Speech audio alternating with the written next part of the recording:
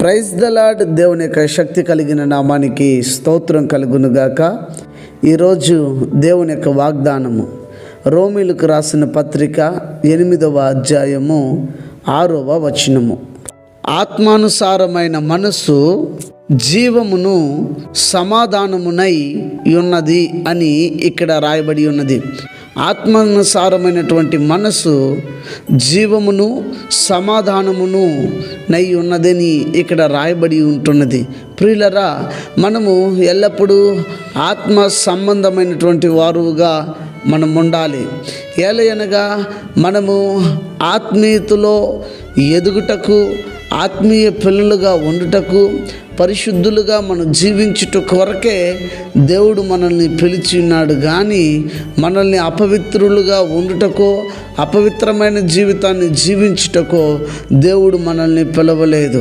అయితే ఆత్మానుసారమైనటువంటి వ్యక్తులుగా మనం ఉండి జీవమును సమాధానమును కలిగి ఉన్నవారమై మనము జీవించాలి.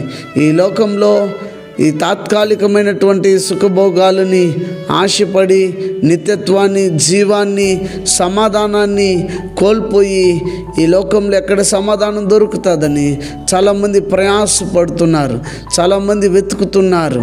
కానీ తత్ఫలితము శూన్యము అన్న విషయాన్ని చాలామంది గ్రహించి ఆత్మానుసారమైనటువంటి జీవితాన్ని జీవించుటకు తమను తాము మార్చుకుంటున్నారు.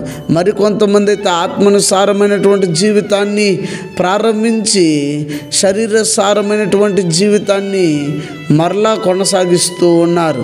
ప్రారంభించిందేమో ఆత్మీయానుసారమైన జీవితాన్ని ప్రారంభించి తర్వాత శరీరానుసారమైనటువంటి జీవితంలో తమ చివరి దశను ముగిస్తున్నారు. నువ్వు ఎలా ఉన్నావో ఆలోచన చేసుకొని సమాధానమును, జీవమును నువ్వు కలిగి ఉండుటకు ప్రయాసపడు. దేవుని దగ్గర బ్రతిమలాడు. అతి కృప దేవుడు నీకిచ్చి దేవుడు నిన్ను ఆదరించి నడిపించునుగాక. ఆమెన్. ప్రార్థన చేసుకుందాం. ప్రేమ స్వరూపి శ్రేష్టమైన నామానికి వందనాలు. ఈ దినము మాతో మాట్లాడిన విధానం బట్టి స్తోత్రము.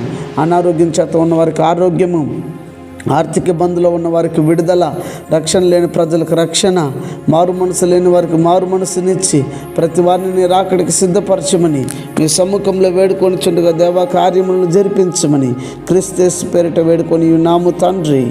ఆమెన్. God bless you. దేవుడు మిమ్మల్ని దీవించి ఆశీర్వదించునుగాక. ఆమెన్.